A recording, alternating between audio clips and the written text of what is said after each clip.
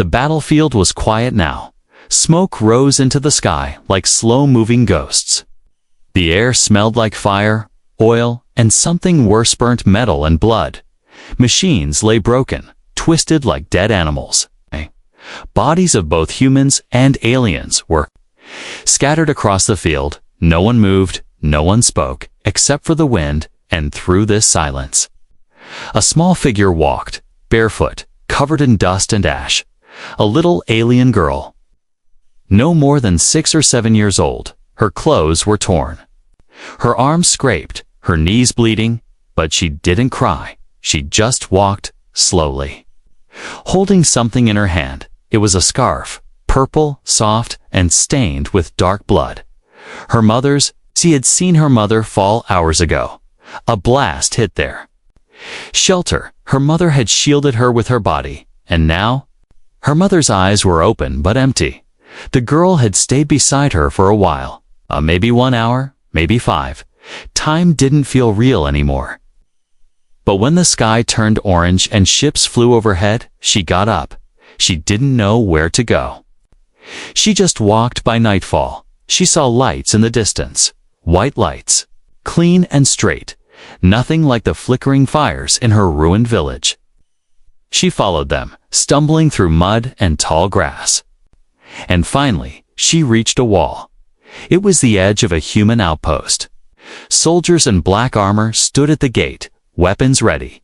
They saw her and raised their rifles. One shouted, "Stop! Hands up!" The girl froze. She raised her arms, but said nothing. They moved closer, slow and cautious. One of them whispered, "Is she alone?" Another replied, "She's just a kid," but their guns didn't lower. That's when he stepped forward, a tall human in a worn-out jacket. His face was tired, rough with stubble, but his eyes were kind. His name was Eli, a mechanic, not a soldier, but that night he stepped between the girl and the rifles. "She's not a threat," he said. "She's lost." The girl looked up at him, her lips dry and shaking. She opened her mouth, and her voice came out like a whisper. "My mom died. Can I stay with you, human?" The soldiers were stunned. Some looked away, unsure what to do. Others muttered, "We can't take in alien orphans. Command won't like this." But Eli didn't move. He crouched down in front of her and gently said, "You'll never be alone again." He took off his coat and wrapped it around her shoulders. She didn't understand the words fully. But she felt them. Warm, strong, safe. He lifted her in his arms and turned to the others. "She's with me," he said. "No reports, no tags, no questions." And with that, he walked into the outpost. The girl rested her head on his shoulder. Her body was light, too light. He could feel her bones through her clothes. She hadn't eaten in days, maybe more, inside the base. People stared, they whispered, but no one stopped him. Eli brought her to his small room. It was nothing fancy, just a bed, a desk, some tools on the wall. But to the girl, it felt like another world. He gave her water, and she drank fast, almost choking. Then he gave her some fruit from a metal container. She didn't wait, just ate. Using her hands, Eli watched quietly. He didn't ask questions. He didn't need to when she finished. He gave her a soft towel. She wiped her face, then looked around the room. She saw a photo on the wall. Lily, with a woman and a boy. "Your family?" she asked, her voice small.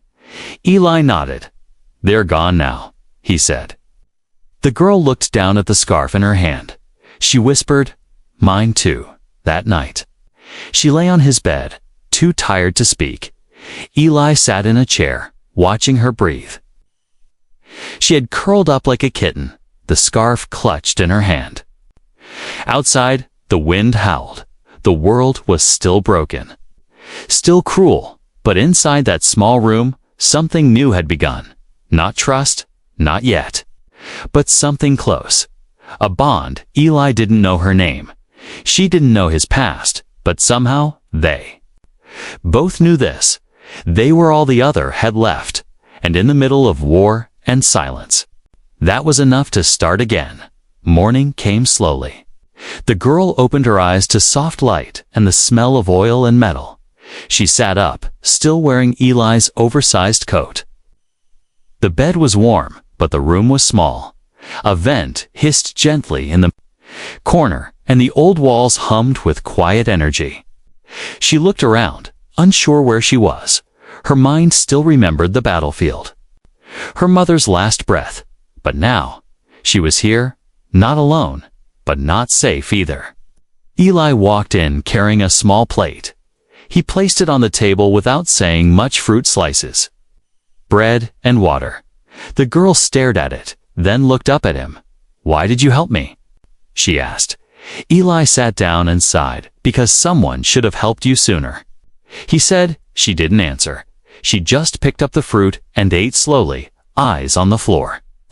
Each bite reminded her she was still alive, still breathing, still feeling. The other soldiers didn't say much to Eli, but their stares were cold. They whispered when she passed by in the hallway. "She's alien. She could be dangerous. We don't know what she's capable of." Eli ignored them. He gave her a small corner of the room, her own pillow, her own blanket. He let her sit in the workroom while he fixed broken drones and old gear. He talked to her sometimes, not much, but enough to show her he wasn't afraid. One afternoon, she saw a soldier shouting at Eli. She was hiding behind a crate, but heard every word. "You can't just bring her in here, Eli. She's a risk." "She's not your responsibility," Eli replied. Calm, but firm. "She's a kid. She lost her family, and she's under my protection now." The soldier didn't argue more, but his glare stayed even after he walked away. Later that night, the girl asked, "Will they send me away?" Eli looked at her from his chair. "Only if I let them," he said, "and I won't." That night, she slept a little better, still holding her mother's scarf, but now with a small light in her chest, a soft warmth that felt almost like hope. Days passed. She began to help Eli in small ways, handing him tools, sorting wires, drawing what she saw in her dreams. He noticed something strange. She could sense when machines were damaged, even without looking inside.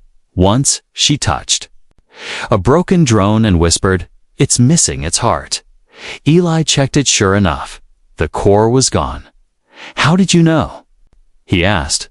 She shrugged. "I just felt it." At first, Eli thought it was luck. But then it happened again and again. Soon, even the other engineers started to notice. They didn't like it. One of them said, "That's not normal. She's not just some lost girl." Eli defended her every time. But inside, even he wondered, who was she? Why did machines respond to her like that? She never gave her name. She said she had forgotten it, or maybe buried it, too painful to say aloud. One night, Eli asked gently, "What should I call you?" She thought for a long time. Then she said, "Call me what you want." Eli smiled and said, "All right, how about Nova? It means new." She liked the sound of it, so Nova she became. But peace didn't last long. That week, a stranger arrived at the base. A woman in a white coat. No weapon, just a datapad and a cold smile. She walked with the commander, whispering. In low tones, Nova watched from the shadows, her skin crawling.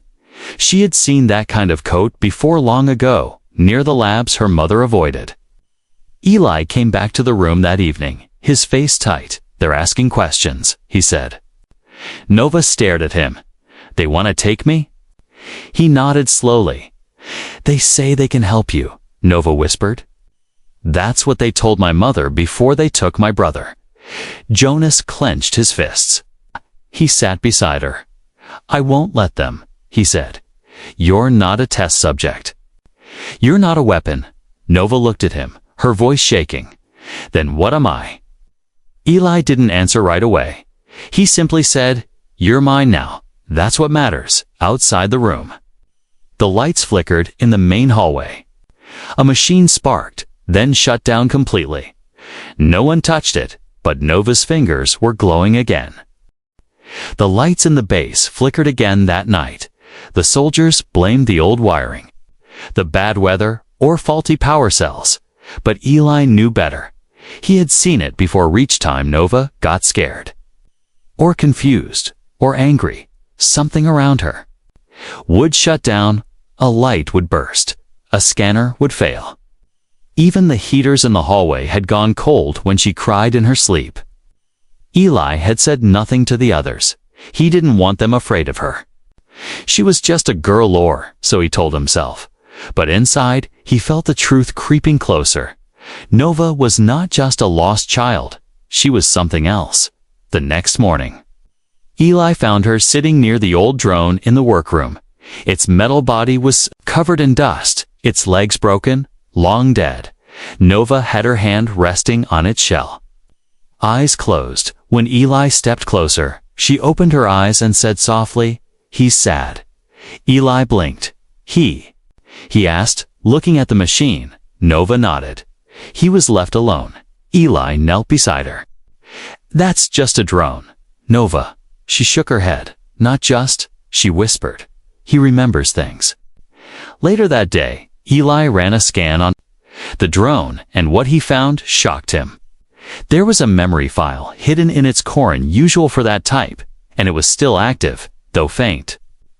"Someone tried to erase it," Eli muttered, "but not completely. He never would have checked if Nova hadn't touched it." That same afternoon, the woman in the white coat returned. Her name was Dr. Varel. She smiled too much, and it didn't reach her eyes. She asked to speak with Nova. Eli said no. Varel didn't argue. She simply handed him a datapad. "Project report," she said. Eli opened the file. Inside was a list of names, all marked terminated, except one, Subject 17 Alpha. Status, unconfirmed DNA tag. Sierra Luna Protocol. Nova's blood matched the tag. Eli's hands trembled. He looked at Nova, sitting quietly in the corner, humming to herself. Dr. Varel leaned close and said, "She's not a girl, Mr. Eli. She's a living piece of ancient tech, one of the last designs from the Sierra Luna Protocol." Eli didn't believe her. He didn't want to, but the proof was there. Nova's DNA, her strange ability to sense machines, to affect energy, all of it matched the profile. "She's dangerous," Varel said. "She could be activated, controlled, even weaponized." Eli snapped the datapad shut. "Or protected," he replied. "She's just a kid." Varel's smile vanished. "You have 24 hours, she said coldly. "After that, she goes with me." That night, Nova sat by the bed, holding her scarf. Eli knelt in front of her. "Nova," he said softly, "do you remember anything before the battlefield?" She nodded slowly. "Lights," she said, "cold walls, people in masks, machines. Then, my mother took me away. She said I wasn't a thing. She said I was hers." Tears welled in her eyes. "I don't want to go back to them." Eli hugged her tight. "You won't," he promised. "I don't care if you're made from stars, or steel, or fire. You're my daughter now." The next morning, the alarms blared. Varel had returned with soldiers. They marched through the base with scanners and stunners. The commander didn't stop them. No one did. Eli grabbed his pack and Nova's scarf. "Time to go," he whispered. They slipped through the back tunnels beneath the base, the old cargo shafts that no one used anymore. Nova followed, silent but focused. Eli carried tools, maps, food, whatever he could grab. They reached the edge of the forest beyond the base, just as a voice echoed over the loudspeakers. "This is a containment mission," Varel said. "The subject must be recovered." Alive or damaged, Nova trembled. Eli placed his hand on her shoulder. "Run with me," he said. She looked up, her eyes shining. "I'll run," she said, "but I'm not afraid anymore." As they disappeared into the forest, a strange thing happened. The lights of the entire base shut off. One by one, the backup systems failed. The comms went silent. and far beneath the ground, where no one could see it, a single drone reactivated itself and began to follow a trail. Not of heat, not of scent, but of memory.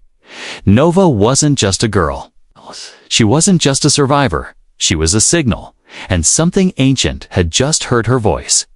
The forest was thick, wild and quiet, but not the kind of quiet that felt peaceful. It was the kind of quiet that warned something was following. Eli and Nova moved through the underbrush like shadows. He led the way, cutting branches. Watching the scanner in his hand, Nova stayed close behind, her bare feet silent on the soft ground. They had been running for hours. Their clothes were soaked in sweat, and their stomachs were empty, but neither complained. They had left the base far behind, but danger never stays far. Eli stopped near a fallen tree and held up his hand. Nova paused, her eyes wide, alert. He pointed at the ground tracks. Not human, not animal. Something with claws and metal feet. Drones, Eli whispered. Nova knelt beside him, her fingers brushing the marks. They're not just following us, she said quietly. They're listening. Eli's heart skipped a beat. Listening to what? He asked. She placed a hand over her chest. To me, he didn't ask more. He just grabbed her hand. We keep moving. They found an old shelter buried in vines, a hunting hut built into the hillside. Long abandoned. Eli scanned the walls now. Signals, no traps, no life. They stepped inside. Dust floated in the air like old memories. He dropped his pack and locked the door behind them. Nova sat on the floor and unwrapped a protein bar. She nibbled it slowly, her eyes heavy with exhaustion. Eli sat across from her, back against the wall. You all right? He asked. She nodded. But her hands shook slightly. I think. I'm changing, she whispered. Eli leaned forward. Changing how? She looked down at her palms. They feel hot, and sometimes I hear things. Not voices, just sounds. Like what? He asked. Nova closed her eyes. Machines breathing, she said. Metal talking in its own way. Eli was silent. For a long moment, then he said, You're not crazy, Nova. You're special. She looked at him. Her voice small. Special is what they said when they took my brother. Eli's chest tightened. I'm not like them, he said. I'm not here to study you. I'm here to protect you. She leaned against his side, her head resting on his shoulder. You don't have to, she whispered. Eli smiled faintly. Yes, I do. Because family doesn't run alone, they slept in turns that night. Eli kept his weapon close. Ears sharp for movement, Nova dreamed not of fire or screaming this time, but of stars. She stood on a platform made of light. Above her, planets. Turned slowly below her, an ocean of machines hummed in silence. She felt them waiting, not for orders, but for her. When she woke, her eyes glowed faintly. Eli noticed and sat up quickly. You all right? She nodded. I think I saw where I'm from, Eli frowned. Another planet? She shook her head. No, not a place. A purpose. Before he could ask more, the scanner beeped. Motion northwest. 2 signatures, closing fast. He grabbed his gear and pulled her to her feet. We have to go. They left the shelter and ran into the trees. The forest felt alive, like it was holding its breath. Branches moved without wind, and strange lights flickered in the dark. Nova stopped suddenly, her eyes wide. They're here. She whispered. Eli raised his weapon, but it was no use. 2 drones dropped from the sky. Spinning like insects, they landed without sound, eyes glowing red, weapons ready. Eli stepped in front of Nova. Run, he said, but Nova didn't. Move. She stepped forward, her hands raised. I know you, she whispered to the drones. I remember you. The drones paused, as if confused.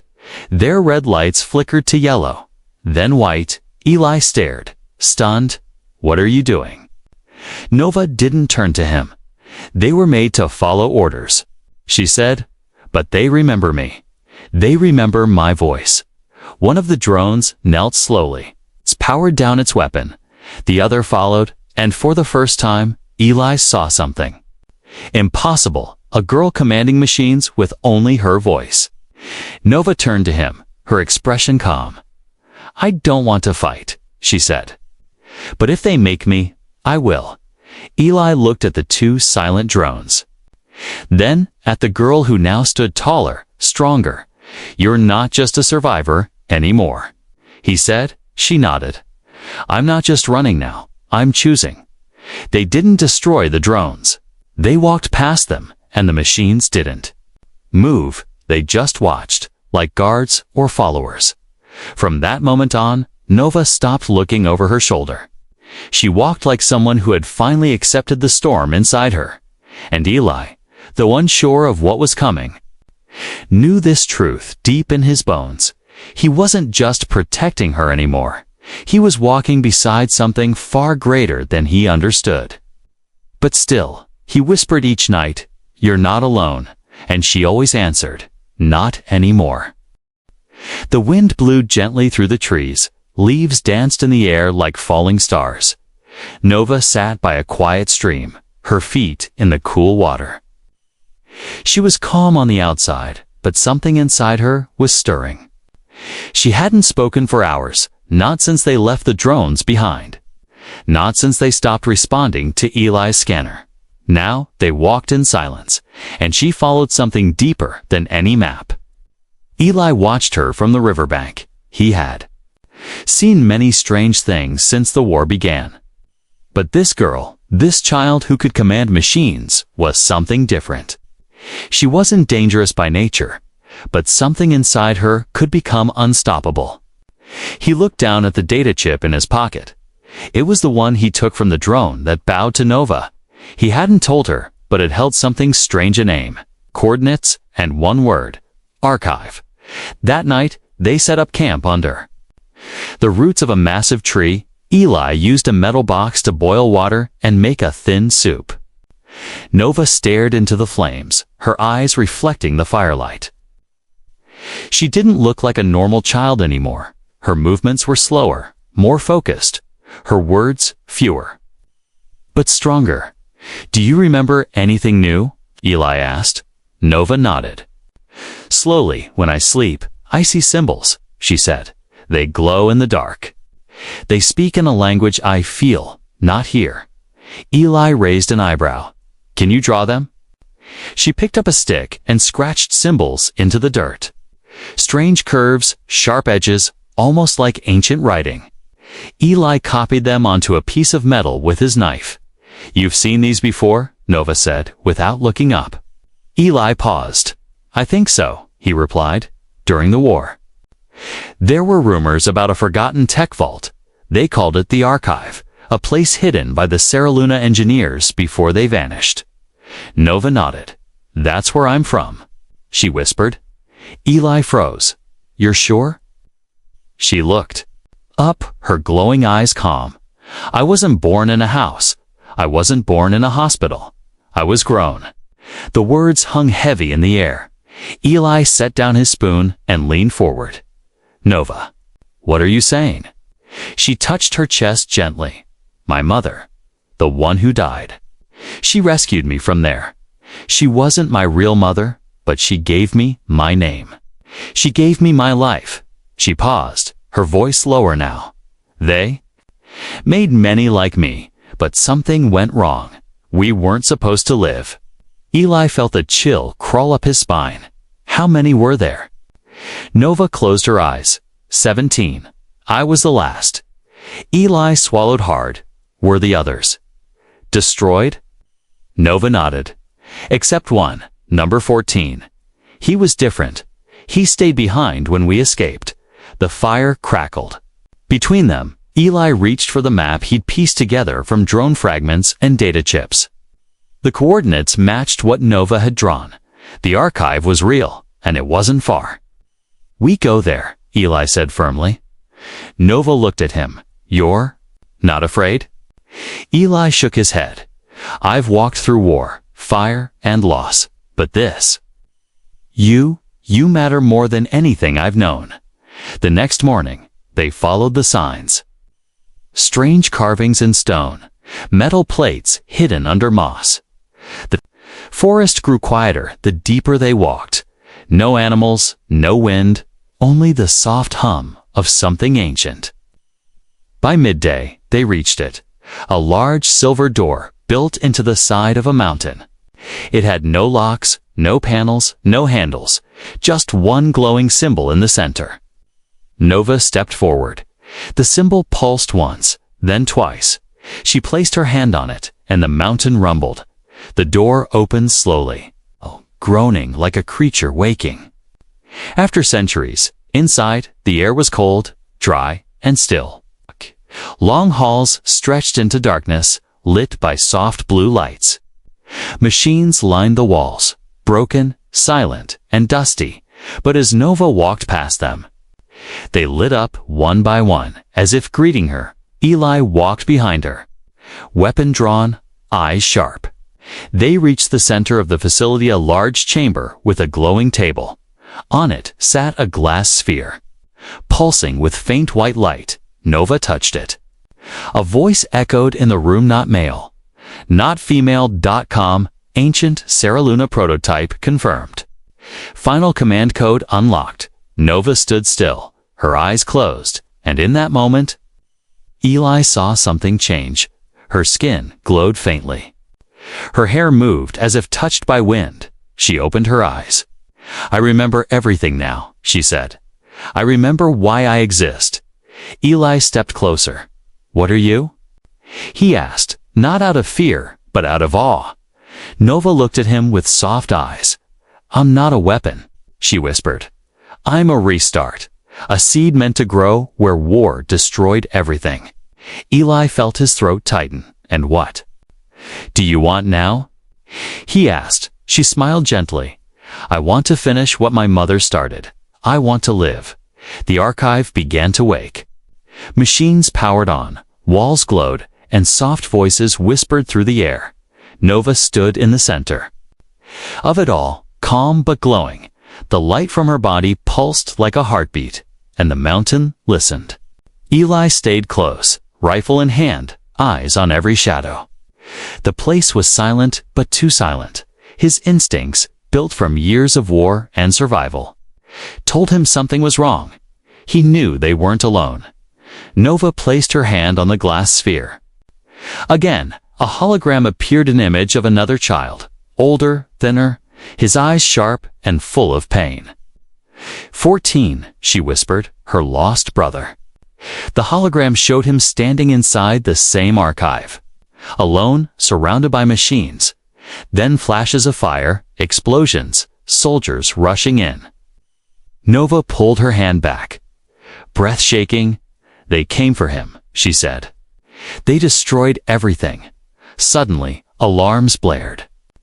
The calm lights turned red, and the walls shook. Warning, the system said. Unauthorized approach detected. Eli grabbed Nova's hand. They found us. He said, it's Varel. Outside the archive, dust rose as dropships landed on the mountain. Soldiers in black armor marched out, carrying stun rifles and neural nets. And at the front stood Dr. Varel, her face cold, her voice sharp through the speaker. Subject 17. Surrender now, she called. No one has to die inside. Nova turned to Eli. I can feel them. They're afraid of me. Eli nodded. And they should be. He looked around for a way out.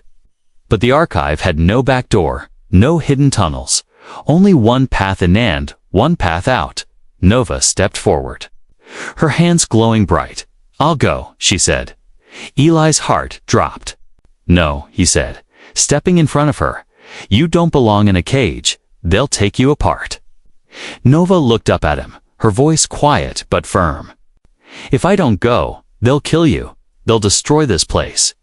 Eli lowered his weapon, eyes filled with conflict. You're more than a project, he said. Your family? She placed her hand on his chest. And I'm? not leaving you." Then she turned to the sphere. She touched it once more, and the floor shifted. A hidden chamber opened, and inside eaten old suit, sleek and silver. Not for war, but for protection. A guardian's armor. Eli stepped back. "What is that?" Nova whispered. "It was made for you." The suit wrapped around Eli. Light flowing into the seams. It felt warm, alive, not like normal tech. He felt stronger, faster, clearer. Outside, the soldiers breached the archive, blasters, ready voices. Shouting, Nova and Eli stood at the center as the first unit entered. "Do not move," a soldier barked. "Target secured," another said. Varel stepped in behind them. She looked at Nova. So much potential, wasted on this. "Wanderer," she sneered, looking at Eli, but Nova raised her hand. And the machines all around began to hum. Drones that had been sleeping for years rose from the shadows. Walls turned into shields. Lights turned into weapons.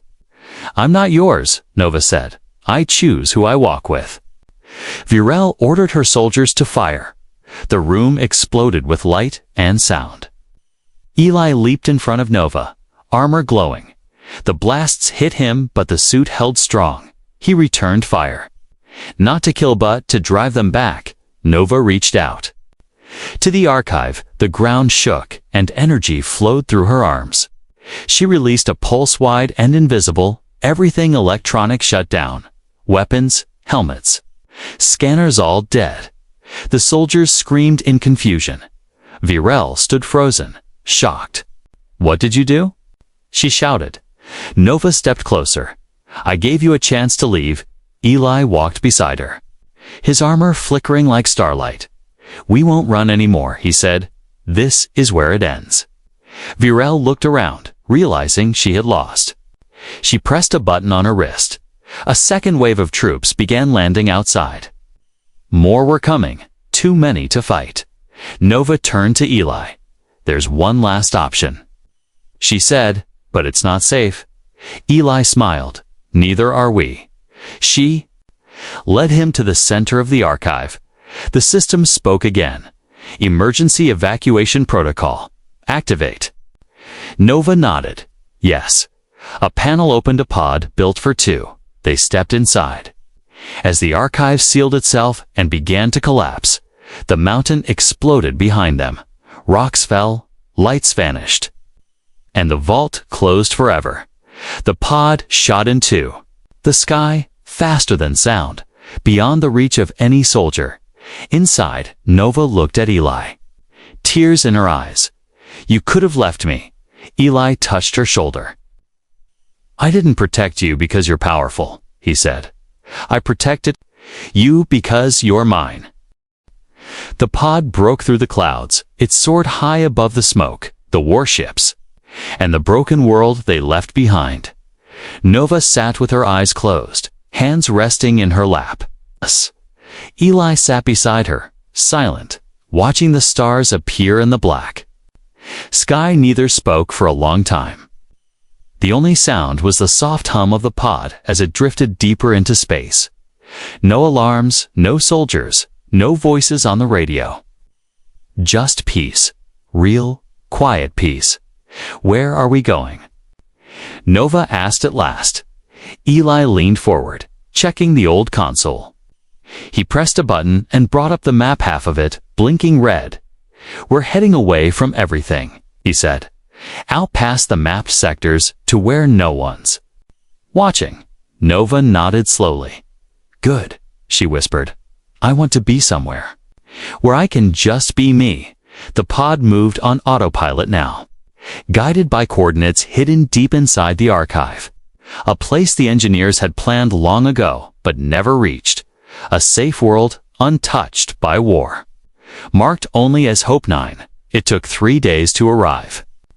3 days of silence, of stories, of shared meals and quiet moments. Eli told her about his past, how he had lost his wife and son in a mining accident, how he had built machines to forget. Until he found her, Nova listened, her eyes soft. "You." Gave up everything for me, she said. Eli shook his head. No, you gave me something back. When they finally saw Hope 9, it was like stepping into a dream. The planet was green, bright, full of rivers and forests. It had no cities, no satellites, no buildings, just nature, waiting to be claimed. The pod landed gently in a wide meadow. Soft grass waved in the breeze, and strange birds sang in the trees. Nova stepped out first. The light hit her face, and, for the first time in days, she smiled. It's beautiful, she said, turning in slow circles. Eli climbed out behind her, carrying their supplies. It's ours now, he said. Let's build something new. They worked together, side by side, a simple shelter from wood and metal. A fire pit made from stones, a roof to keep them dry. Each day they added more fences, tools, a small garden, and each night they sat by the fire. Eli fixing broken tech, Nova drawing strange symbols in the dirt. Sometimes she still heard voices in her dreams, but now they felt distant, like echoes from a story that had already ended. One night, as stars lit the sky above them, Nova asked, "Do you think the others like me are still out there?" Eli didn't lie. "Maybe," he said, "but I know one thing for sure. You're not alone anymore." She moved closer and leaned against him. "Promise?" she whispered. Eli placed an arm around her shoulders. "I promise," he said. As long as I breathe. Time passed. Nova grew taller, stronger. She learned to plant, to build, to read the stars. Her powers didn't fade, but they no longer frightened her. She used them to help, to heal, to shape. They planted trees that grew faster under her touch. They built a windmill that spun with no wind. The planet began to respond to her, like it recognized something pure in her blood. Eli watched it all. With quiet pride, he was older now, but not weak. He had found something worth living for again. One morning, Nova found a strange metal fragment buried in the soil. She brought it to Eli. "It's from a ship," he said, studying it. "But not from ours." She looked at the sky. "Do you think someone's coming?" Eli stood beside her. "Maybe," he said, "but we're ready now." They didn't live in fear anymore. They lived in peace, not hiding, but growing, not escaping, but beginning. And even if one day someone came, soldiers, machines, or others like her, they would not find a weapon. They would find a family. A man and a girl who had saved each other. That night, Nova placed her old scarf into a small wooden box. She buried it beneath a tree she had grown herself. Not to forget, but to honor. And as she sat by the fire with Eli, she whispered, "I'm not what they made me to be.